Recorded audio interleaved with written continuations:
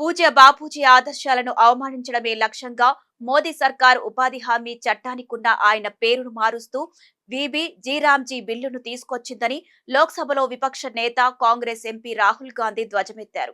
తీవ్రమైన నిరుద్యోగం ద్వారా ఇప్పటికే దేశ యువత భవితను నాశనం చేసిన మోదీ సర్కార్ ఇప్పుడు గ్రామీణ ప్రాంతాలకు చెందిన పేద ప్రజలకు ఉపాధి హామీ చట్టం ద్వారా లభిస్తున్న భద్రమైన జీవనోపాధిని సైతం తొలగించేందుకు ప్రయత్నిస్తోందని దుయ్యబట్టారు.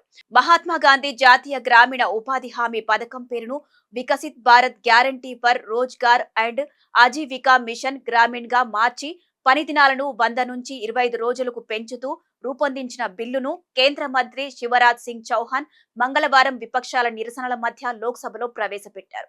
గాంధీజీ పేరు తొలగింపుపై విపక్ష నేతలు తీవ్ర అభ్యంతరాలు వ్యక్తం చేస్తున్న నేపథ్యంలో తమ ప్రభుత్వానికి మహాత్మా గాంధీపై విశ్వాసం ఉందని, బాపూజీ సిద్ధాంతాలను పాటిస్తోందని ఆయన స్పష్టం చేశారు.